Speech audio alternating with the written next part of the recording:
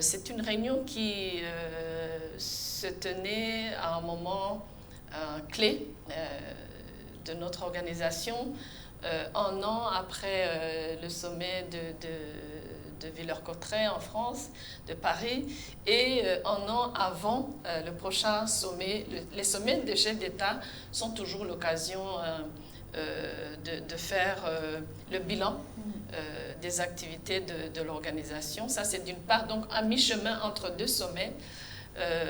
Ensuite, cette réunion se tient à un moment où il y a beaucoup de turbulences dans le monde. Nous sommes une organisation internationale, donc automatiquement affectée et impliquée dans les différentes crises qu'il y a dans le monde et dans le monde francophone qui n'est pas épargné.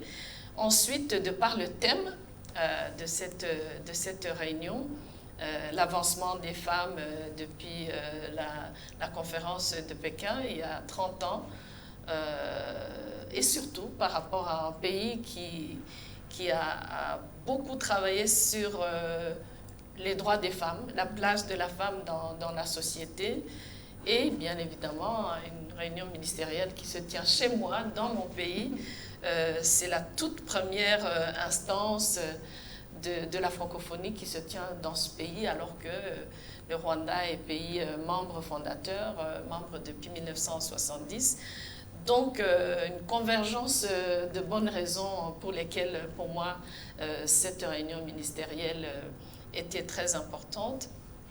Point de vue substance, discussion, nous avons convenu lors de cette réunion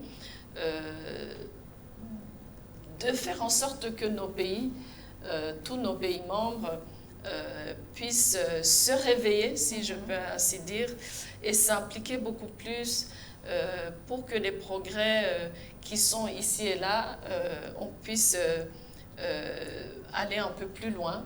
Nous avons adopté, comme ça se passe toujours dans les réunions internationales,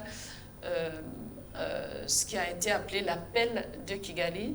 Et l'appel de Kigali est un texte dans lequel tous nos États membres s'engagent à faire plus pour éduquer les filles, pour autonomiser économiquement les femmes et pour faire avancer encore plus les droits des femmes. Oui. Voilà pour cette belle réunion qui s'est terminée hier soir ici à Kigali. Alors, l'Organisation internationale de la francophonie rassemble plusieurs pays, 90 pays, c'est pas peu. Comment, je dirais, réussissez-vous à avoir cette cohésion commune et plutôt, je dirais, mettre en avant aussi la politique qui est, je dirais, les valeurs communes comme la démocratie et les droits humains. Comment réussissez-vous justement à maintenir cette cohésion politique? Alors, je dois être honnête et dire que ce n'est pas évident. Quand vous avez même une dizaine, une vingtaine de pays qui appartiennent à la même organisation, c'est déjà compliqué, encore plus pour une organisation comme la nôtre, effectivement, qui compte aujourd'hui 90 États et gouvernements, puisqu'on est État et gouvernement tel que le gouvernement du Québec, qui est membre à part entière, en plus du Canada fédéral, la Wallonie-Bruxelles, qui est membre à part entière aussi, en plus de la Belgique fédérale, l'État de la Louisiane aux États-Unis d'Amérique, le land de la Sarre en Allemagne. Mais pour le reste, c'est des États qui sont à différents niveaux, les membres à part entière, votants, décideurs pour l'organisation, ensuite les associés et les observateurs. Alors, avoir un consensus, surtout sur des sujets politiques, parfois très délicats, c'est en quelque sorte un rappel à nos États qui se sont engagés à travers des protocoles, des textes fondamentaux de l'organisation où les États se sont engagés. Mais nous sommes aussi conscients que sur certains terrains, comme le terrain politique, ce n'est pas de la science exacte. Et il faut donc beaucoup beaucoup de consultations, beaucoup d'échanges, beaucoup d'écoute, beaucoup de doigté sur le plan diplomatique aussi. Et surtout que nous vivons aujourd'hui une époque où ce qui est démocratie est mise à mal. La démocratie est mise à mal dans plusieurs régions du monde. Mais nous arrivons quand même, malgré ces difficultés qui sont liées, c'est dans l'air du temps, c'est un moment où il y a des alliances qui se font, qui se défont, il y a des rassemblements de groupes d'États qui sont liés à un sujet bien précis.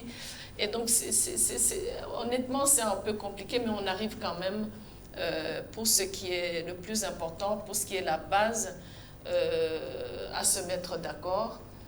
Bien évidemment, après parfois des discussions très musclées, nous avons eu, comme vous avez pu le suivre, 3 États membres qui ont quitté notre organisation, les 3 pays de l'Alliance des États du Sahel. Bien évidemment, l'OIF n'est que dommage collatéral des difficultés géopolitiques de ces pays. Mais le travail de l'OIF dans le domaine politique est un travail qui vient compléter, qui vient s'ajouter au travail fait par d'autres organisations internationales et surtout par les pays eux-mêmes. Alors aujourd'hui, le monde subit, je dirais, des changements divers. Nous subissons des insécurités un peu partout. Il y a les défis par rapport au changement climatique et l'OIF n'en est pas épargné. Comment, je dirais, parvenez-vous? Comment est-ce que vous adressez ces problèmes? Moi, vous savez, chaque secrétaire général, chaque dirigeant d'institution vient avec sa méthode, sa manière. On reste sur la même vision, les mêmes objectifs, mais chacun vient avec sa manière de gérer les choses. Et pour moi, j'ai toujours privilégié un dialogue constant avec les chefs d'État, avec les autorités de nos pays, avec leurs représentants qui siègent dans nos réunions, dans nos instances. À Paris, c'est souvent les ambassadeurs des pays membres. La méthode, pour moi, c'est de se parler. On arrive à se fâcher parfois, ça arrive, surtout sur des questions politiques. Mais nous sommes une organisation aujourd'hui qui n'est pas ni dans une approche punitive, ni dans des injonctions.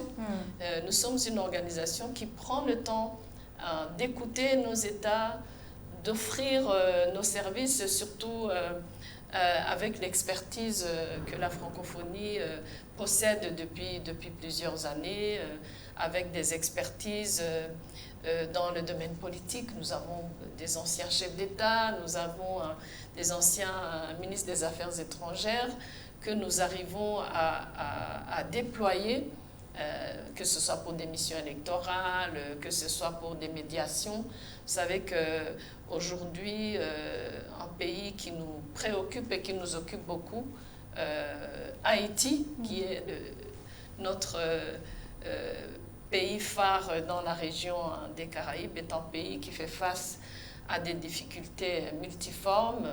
Nous avons l'ancien président du Burundi, monsieur Domitien Ndayizeye, qui est mon envoyé spécial en Haïti. Madagascar, vous aurez suivi les difficultés qu'il y a eu ces derniers temps aussi. J'ai l'ancienne présidente de la Confédération suisse, Madame Micheline Cadmiret, qui est ma représentante, mon envoyé spécial, qui se rend régulièrement à Madagascar pour parler aux différentes parties prenantes. Et donc, nous avons tout un vivier que nous pouvons mettre à disposition de nos États, mais évidemment, encore une fois, et moi je suis convaincue que c'est la méthode qu'il faut pour les crises et les tensions dans le monde et dans le monde francophone en particulier aujourd'hui, c'est de vraiment être à l'écoute de nos États et d'offrir un accompagnement. Seulement, il faut que les États eux-mêmes le désirent, le demandent pour qu'on puisse s'entendre et travailler ensemble. Oui, alors